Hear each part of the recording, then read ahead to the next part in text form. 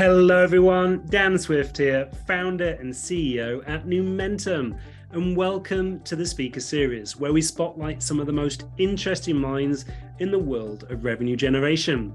At Numentum, we help forward-thinking B2B organizations create better buyer experiences and deliver new momentum to their revenue engine.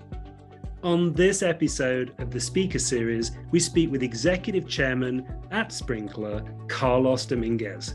We have a great conversation around the challenges of the pandemic, being a futurist, and the benefits of change.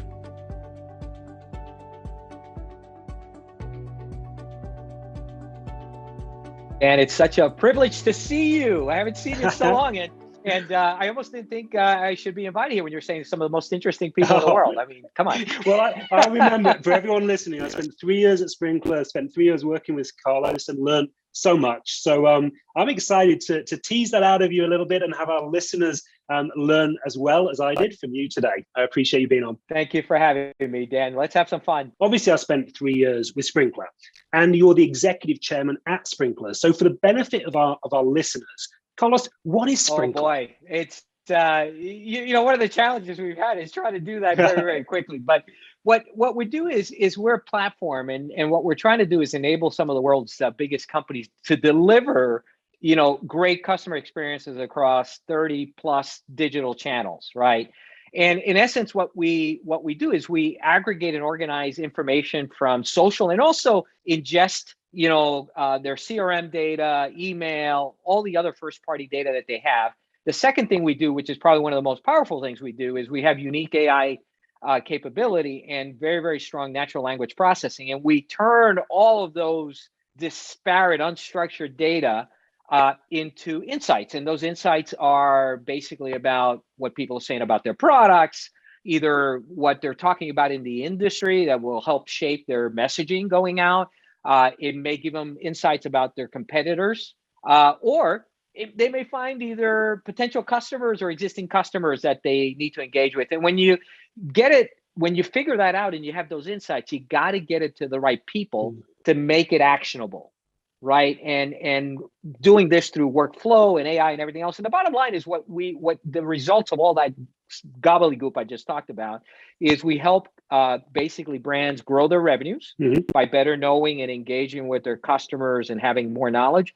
We help them deliver better experiences to the customers by knowing their customers, and we save them money by optimizing and leveraging technology to get repetitive tasks and basically remove it from humans and let machines do the work.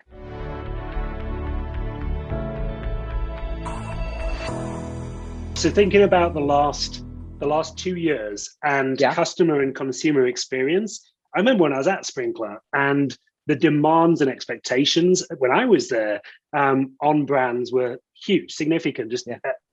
I bet the last 2 years, that's just increased so much more, right? With people being at home and trying to talk to me a little bit about that. Well, I mean, the pandemic, first of all, was unexpected. I'm 63 and never in my wildest dreams could I have imagined the pandemic, right? Then the second thing is being confined to a home, and not being able to visit a physical store. It kind of changes the way we think about the future. And what's really, really important, I talk a lot about digital transformation. If you net out the core of it is when the world changes, so must you. And it's a wonderful example, and not to badmouth any particular brand, but I go to one of the big box stores all the time, and when the pandemic occurred, I couldn't get them to do curbside pickup, and I couldn't get them to deliver anything in my home. Yet their competitor, who I never liked, did curbside pickup. They'll do a delivery. They did a partnership with Instacart and started delivering. And all of a sudden I go to myself, well, I'm not buying there anymore. I'm going to buy here, right? Someone who adapted to the changing environment, and I ended up doing. Lo and behold, you look at the results of both of them grew incredibly, right? Because during the pandemic, the big box had stuff we all wanted, right? But the one that didn't adapt grew 10x. The one that adapted grew 100x. right? So part of all of this, and what the pandemic has shown, is it really just accelerated the move towards digital.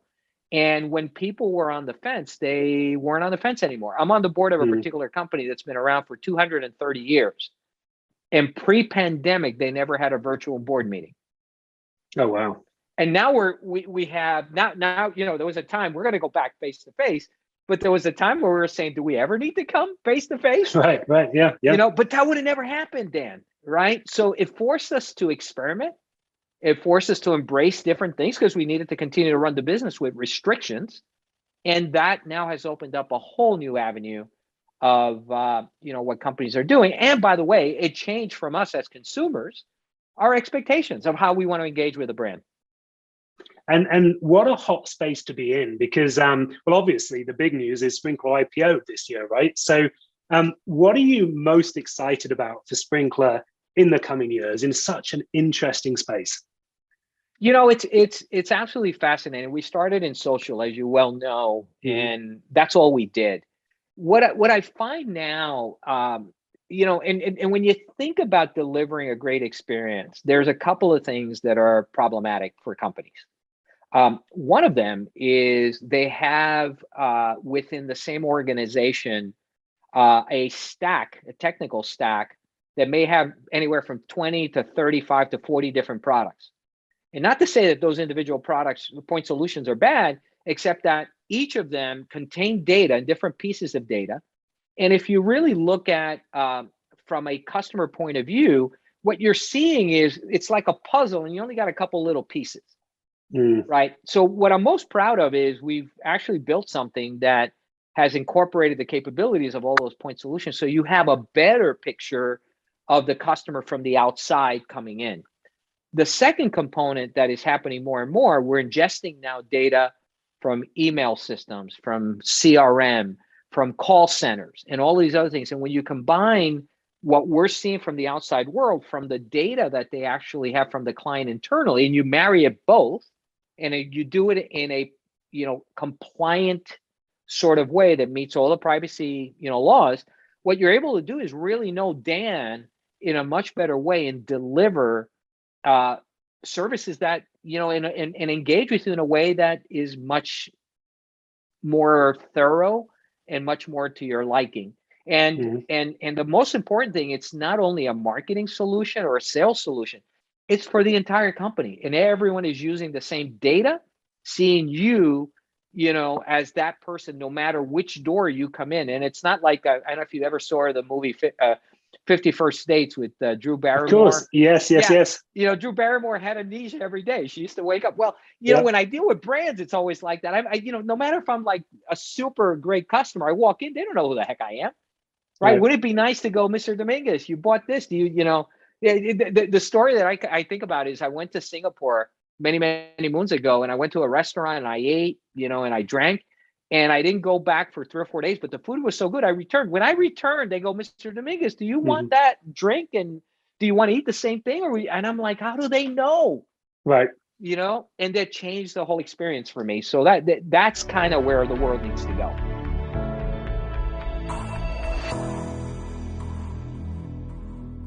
Before coming to Sprinklr, and I remember when you arrived, you and I think I joined the organization about 2 months after you did. You'd spent, I think, 22 years with Cisco in the office of the COB and CEO. And I know you travel the world and evangelized how to leverage technology as a competitive advantage. So can you tell us a little bit about the experiences you had and where you went, who you spoke to, what you talked about? Can you share a little bit about that?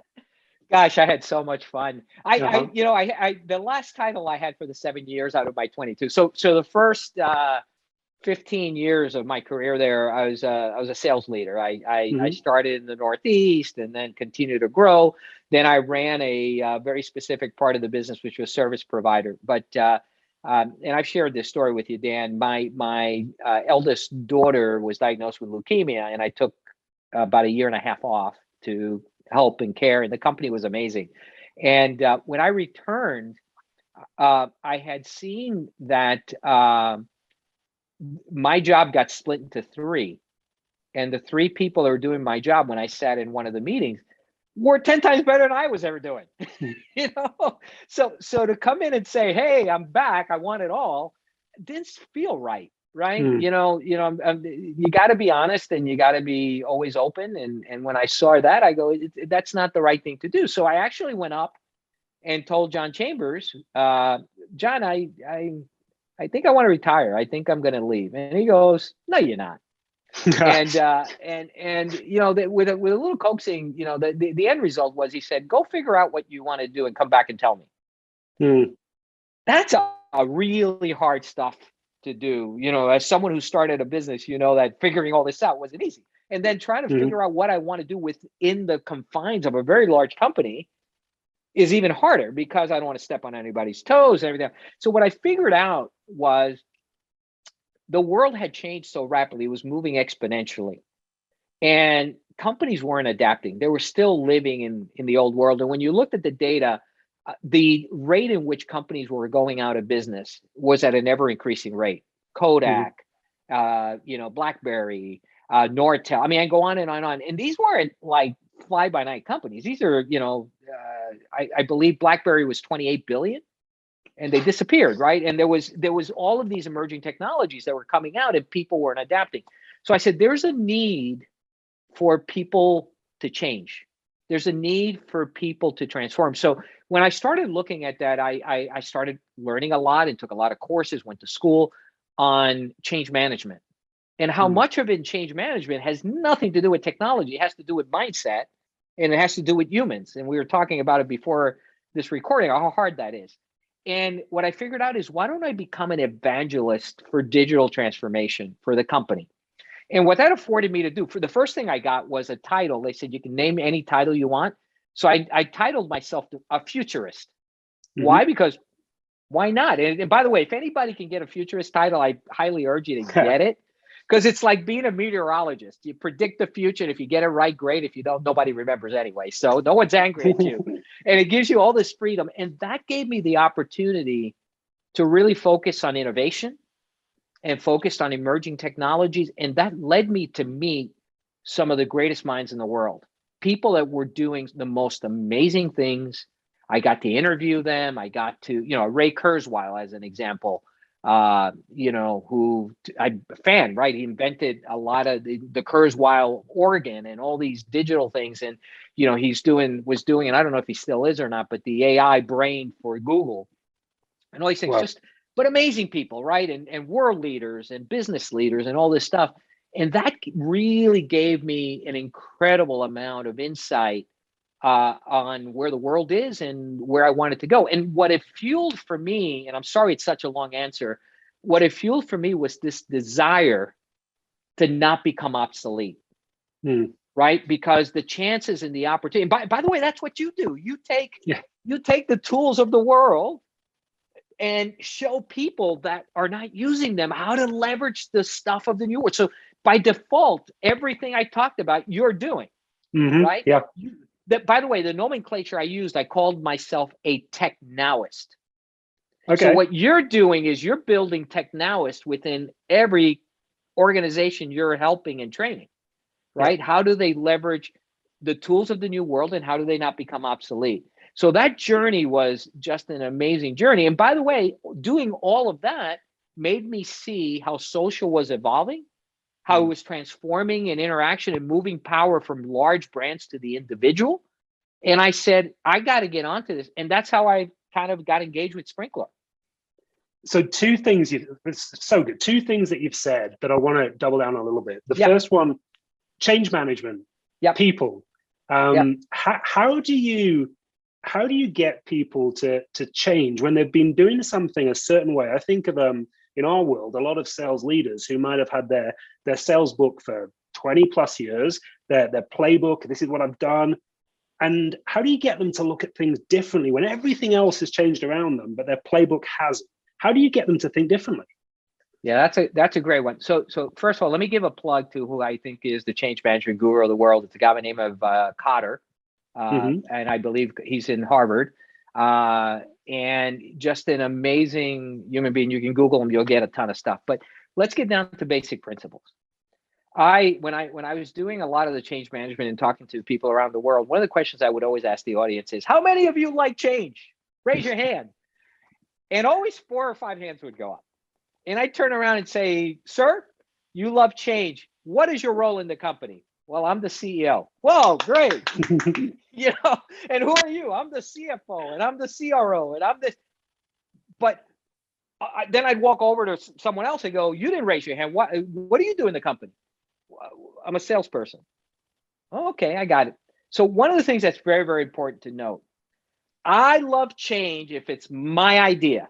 And I freaking hate it if it's anybody else's. You got to understand that. That is at the core one of the most important things to understand. And as a CEO of a company, you got the power to wish anything you want, but what you wish may not happen because you're demanding something and imposing a change on people that may not be ready to receive it. Now, I was sharing with you before, there's a study that the Center for Disease Control did on smokers. And after a severe heart attack, to live, you have to change 3 things. You have to stop smoking, you got to exercise regularly, and you got to eat right. Now, this is a change that's been imposed upon you, Dan, because you have a heart attack. And if you don't change and you don't do these 3 things, it's not like you're going to lose your job. It's not like, you're not going to feel well. You're going to die. Right. So when change is imposed on someone and death is in the equation, 4 out of 5 people choose death over change. Right? So it's insane. Yeah. Right? So for all the leaders that are out there, if you're imposing change on people, I don't know what the percentage is, but I can tell you it's going to be sub 20 because death isn't involved unless you threaten them, you're going to kill them, right? So it's going to be sub 20. So as a leader, what do you need to do to get people to change? Is you got to change the point of view. If you want someone to change, you got to inspire them that if they do these following things, why is it good for them? What's the benefit, Dan, of them embracing the skills of empire selling and following the playbooks and using the digital channels? What's the benefit? They're going to sell more.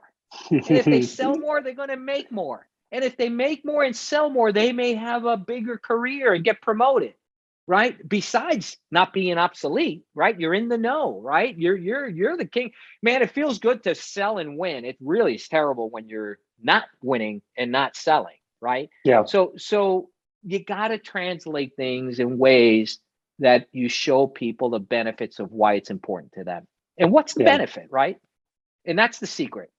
Yeah, beautiful. And another thing you mentioned, obviously you mentioned your daughter and your daughter getting sick.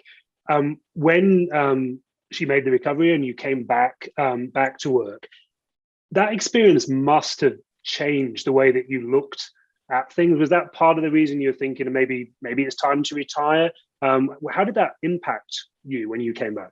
Well, so first of all, not to do a bummer, she recovered. She had 2 children. I've got grandkids. I'm by her. So everything's a beautiful story. It has a happy ending. But it was traumatic. Just like the pandemic has been traumatic for so many people, it gave me time to think. It gave me time to reflect. It really made me understand and maybe prioritize what I thought was important. And when you put it all together, I loved Cisco and I loved what I was doing, but I also loved my family and I loved my children. I loved my wife and I loved my friends, and I was very unbalanced.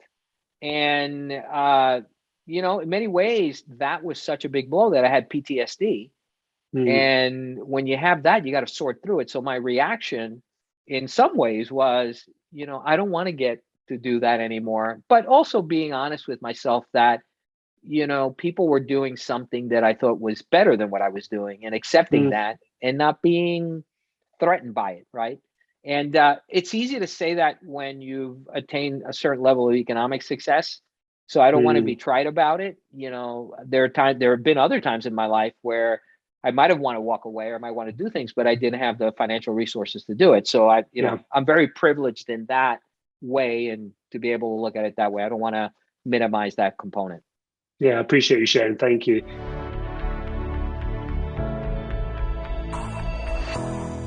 when I saw some of the pictures and some of the videos of you speaking in front of what looked like auditoriums and some of them looked like stadiums, there was like thousands of people in there. Now, keynote speaking, it's not for everyone. And the prospect of doing it for some people is just simply terrifying, right? So what would be your advice as someone who's done this to someone who might have a big event coming up and maybe it's the first time they're going to do a keynote speech? What would your advice be to them? Yeah, that's a great question. And by the way, Dan, I am such a ham. I was nervous as all hell, but it was the first time. I used to invite my daughters and my family to come with me. It was the first time I actually felt like a rock star. You know, for someone who can't sing, can't play an instrument, you know, that's as closest to rock stardom. So, and I was very, very privileged that at Cisco, I got the opportunity to have that much fun. But you know, public speaking is essential, and being able to express your point of view, I think it's one of the most important skills for one to have, and especially if you're in sales. And it could be as simple as a Zoom call where you're doing a presentation, or it could be, you know, a very, very big, you know, auditorium. So a couple of just very, very basic things. Number one, prepare. And second thing, rehearse. It doesn't happen by accident. You know, it appears, if anybody Googles me, it looks like, you know, and you do Carlos Dominguez, you know, presentation or whatever, you'll find a bunch of them. And you'll see me like a duck, you know, gliding across the pond, very smooth. Underneath, I'm working my tail. I'm like, you know, I'm sweating, my heart's palpitating, you know, all of that. But I've rehearsed enough that I can get through that, and I take that nervous energy and create adrenaline. But here's some very practical things that I want your audience to walk away from. First thing is know your audience. You know who they are, know what they're trying to learn. If it's a conference you're presenting in, what is the title of the conference? What is the purpose of the conference? Why are people attending the conference? Right? Very, very important. Second thing is, I always ask myself this, and I write it down before I even begin to present. If they walk away and learn 3 things that they didn't know, what are those 3 things? And the reason I put that down is it's so many times I'll write those and then do the presentation, go back and look at the presentation and say, did I communicate those 3 things? No, I didn't. So I missed the point. Let me go back and redo the presentation, include the 3 points. The other thing that I learned from a very dear friend who's a Hollywood director is, how do you want them to feel, or what do you want them to feel? You know, Maya Angelou said, people won't remember what you said, but they'll always remember how you made them feel. And it's so important. In Hollywood, they do an emotional track besides the storyline. So they take the storyline and say, at this point in the story, what do people feel? They feel happy, they feel sad, they feel angry, they're nervous, they're anxious. What are they feeling? And it's not what the character's feeling, what is the audience feeling? Because they're trying to make you feel different things at different points, right? So understanding that is so important. And then the last component is, what actions should they take? Right? Because, you know, it's like I started, you know, you have insights, right? What 2 or 3 things should they do? You should, and you tell them, you know, and bringing it back to you, right? You tell them, here's the technology, here's what you need to do. You know, without telling them that, you know, they're not going to get any results. So always tell them, you know, and you can do it. I do it in a very humble way. Here are some suggestions, right? But instead of telling them, you know, you got to do so that. And last but not least, although I did say the last one was last, make it fun. Make it fun.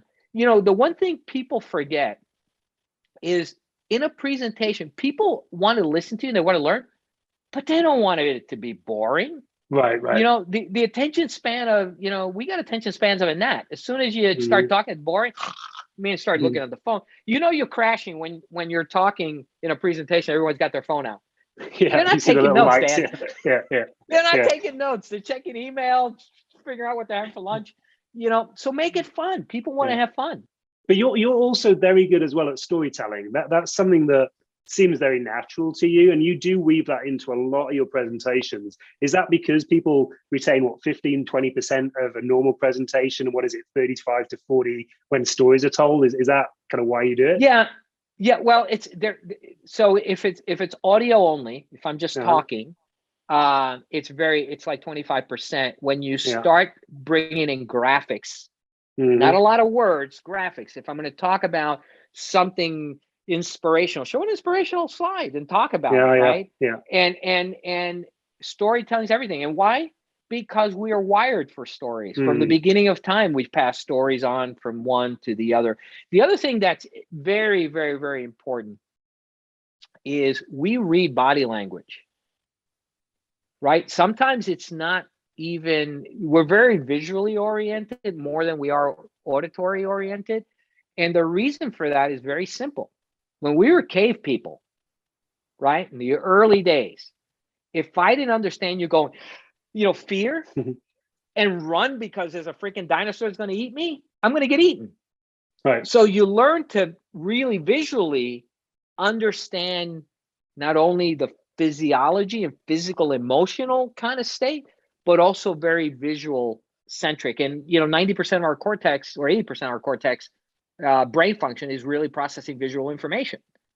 So the storytelling is a bridge between an speech only to painting a vision where I can visualize what you're describing to me. And if you do it in the right way, it's almost like I can see it. And I always think of Martin Luther King. I have a dream. And if you listen to that speech and not even watch him, you can visualize everything that he's saying. And that's what makes it so powerful, the storytelling.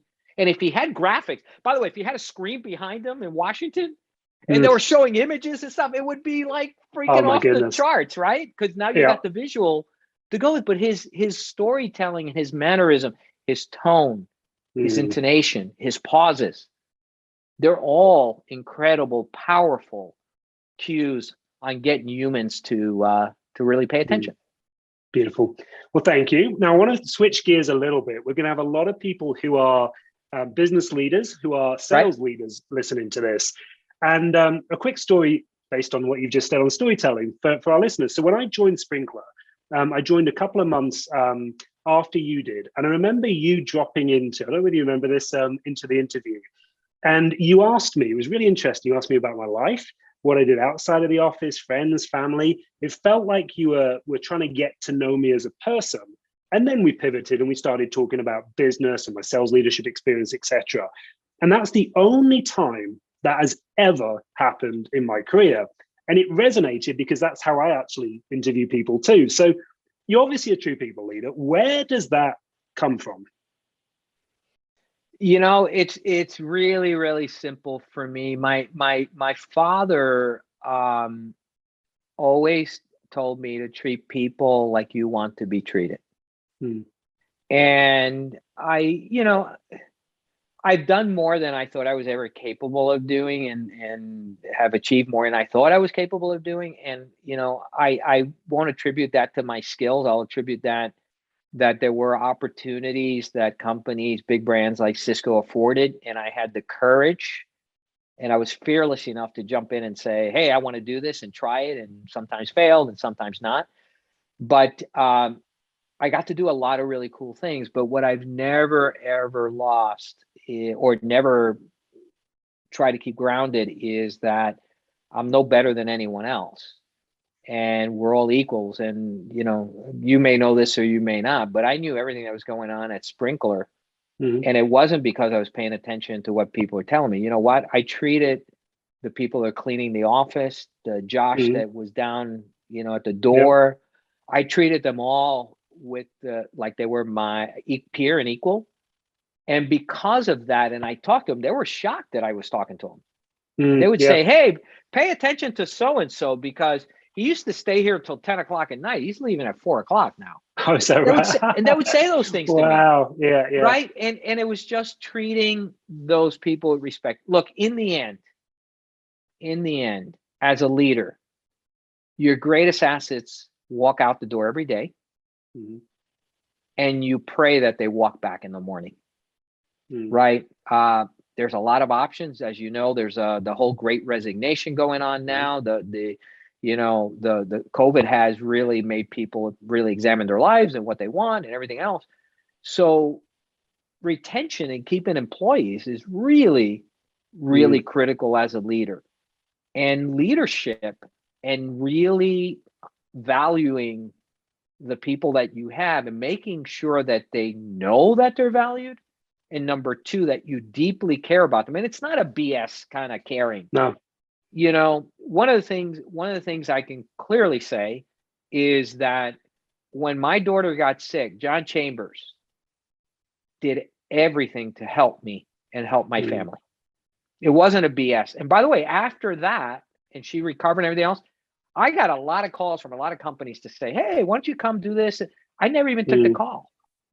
I never even took the call. Why? Because John cared for me and John made me feel I was part of his family. Yeah. And you don't mess with family. And that's the whole notion. My interviewing you, the way I did, Dan, is you were joining the Sprinklr family.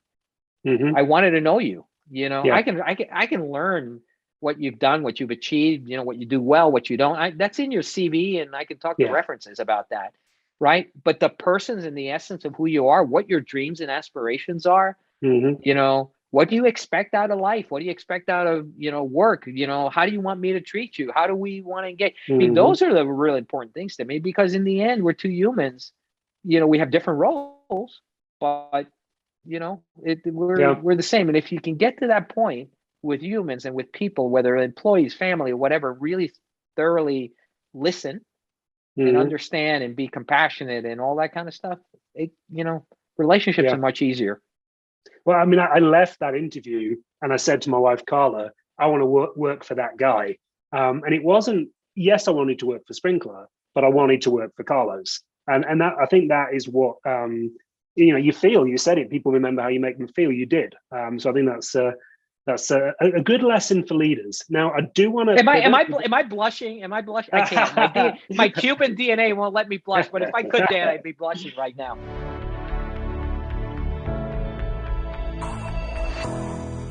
I want to shift a little bit, because in the role that you have, both externally in the market and internally within Sprinklr and other organizations that you've run, there's this much talked about debate around sales and marketing alignment, right? So this could be a whole separate conversation just on that. What's your take on this?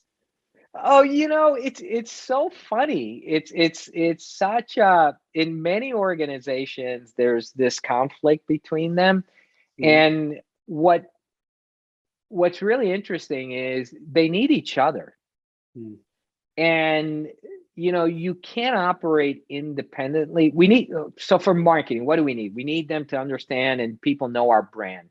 We need to make sure that we have content that, you know, is very simple. We need a story that we can tell what we do in a very, very simple sort of way that can resonate with people. We need all those things. And more importantly, we need them to fill the top of the funnel, right? And get in there. On the sales side, you know, we need to be the interface and the bridge between the company and the client, right? And represent both in a very respected and equal sort of way. And we have to be accountable. We have to be accountable to the company, and we got to be accountable to our client, right? I never, ever did anything that was the wrong thing for any customer.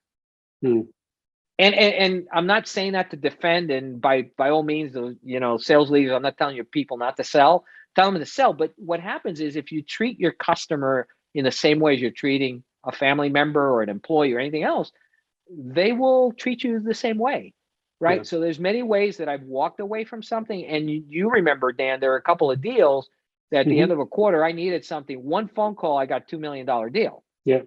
And the gentleman on the other end was telling me, I'm not even sure what we're buying. Are you sure this? Yeah, trust me. And they were like, okay. You know, so that goes, but you earned that. So, you know, back to your question on marketing and sales, you have to be a team, because you miss either one of them, you're not going to be successful. The other thing that's very, very important is the world is changing so fast that from a marketing perspective, they're really, really affected, right? You know, the whole digital thing, the whole notion of, you know, listening to conversations, developing insights, finding moments of truth or moments marketing where, but by the way, there's thousands every day people saying, I bought a car, I bought a house, I graduated from here, I moved to this new location. All those things, I had a baby, right? You're hopefully soon, you and Carla, saying, I had a baby. All of those are things we're proud of publishing. We want people to know, how do I take that data from a marketing perspective and find moments where I have digital engagement with you? That's not a selling opportunity. If you had a baby, a simple post to you, Dan, and whoever's on your stream there to say, congratulations, Dan, we're so happy for you. That's it. With a beautiful picture of in the back. It's finding moments to be personal and conversational, in a world that is radically different. One of the things we really, really talk about, I'm sorry I'm going on and on, is we've moved from a world that is, big marketing, to the world broadcast, to now where we really have one-to-one marketing at scale. I know who you are, I'm engaging with you. And the reason I can do it at scale is you have technology to help you, do it at scale. But it's that one-to-one. So marketing has changed dramatically in that sense. But guess what? So has sales. What you teach, are the sellers to look, you got to team up with marketing. This is what they're doing. Here are the tools, but here's how you do it, right? Because you got to take it to the next level. And it's essential for both of them. And where things get really, really dicey is when the numbers are not being hit. And then the blame game goes on. Oh, you're not giving me enough leads. And then sales says, and marketing says to sales, well, you're not selling and you're not taking what I'm giving. You got to stop that. And you got to truly partner. And when there's a failure of a number, it's really, what do we need to do together to change that? And that partnership is really the most important thing to do. Yeah.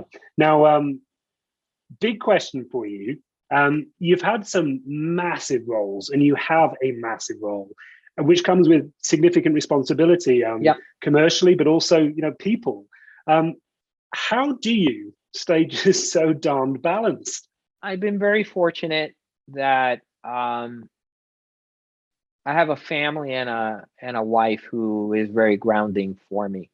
And I'll tell you a quick story. I had met with the president of the Dominican Republic, and it's not that the Dominican Republic is a big deal, but we did it in Washington, and it was very ceremonial.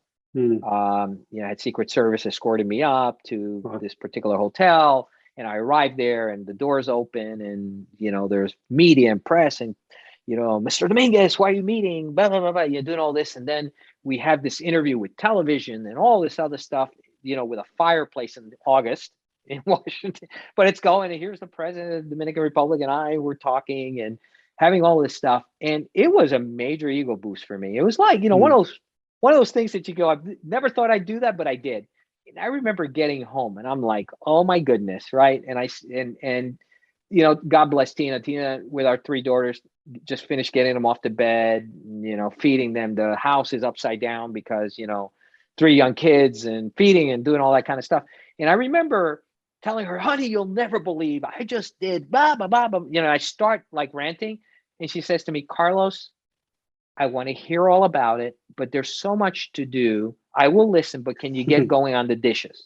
I go, sure. So here I am, I'm doing the dishes, and I'm going like, I met with the president, and like 2 minutes into it, I go, I can't do this.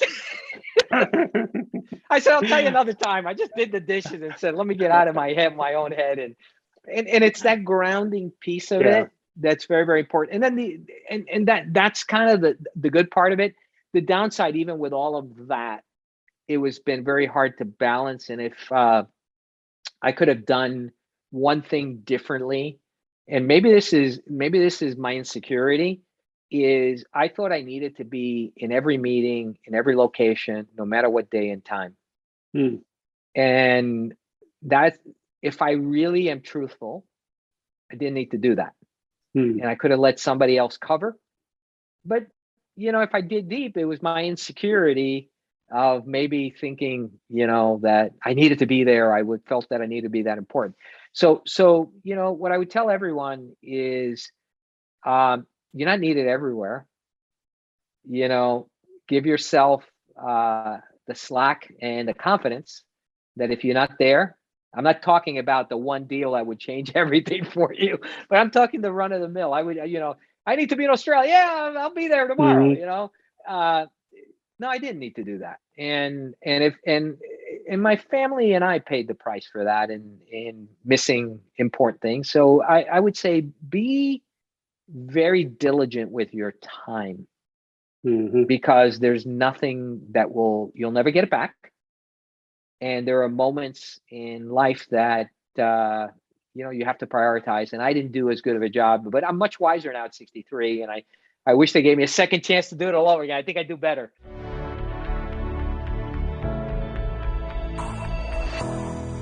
Well, Carlos, before we let you go, this has been absolutely fantastic. Thank you. But I would like to do a quick fire round with you. Are you up for this? Boy. Okay. Yeah, of course. Of course. All right. Let's go. We'll go. If there may be an answer that you give that is enough, if you give me something, I might push a little bit further, but let's see what happens. Number one, who is your hero? My father. The best sales leader or leaders you've ever worked with? Oh, easy. John Chambers. Are you a morning lark or a night owl? Morning. I used to be a night owl. I'm a morning lark now. I guess with age, I go to bed early and get up really early. What time are you getting up in the morning now? I get up around 5:15. Oh, good Lord. Yeah, that's when I'm up with my daughter. But anyway, let's keep moving. The last Halloween costume you've worn? Oh, easy. Minion. I was a minion for my grandchildren. Oh, there's got to be pictures on that one. I got them. Faces. Yeah, there you go. I want to see them. Favorite city in the world? Oh, for me, Paris. Very romantic. And I love going there with my wife. City or country that you've not visited that you'd most like to visit? Iceland. Oh. How many cups of coffee a day? Down to 4. I used to do about 8. Oh, so I'm down to 4. All right. Last question for you. What would you tell your younger self? Oh boy, tough one. I would say it's okay not to be perfect. Imperfection kind of makes you vulnerable and lovable. Wow. Carlos, thank you, sir. That was a lot of fun. I really enjoyed it. Thank you, Dan. This is awesome. If you ever have nothing to do, call me. Excellent.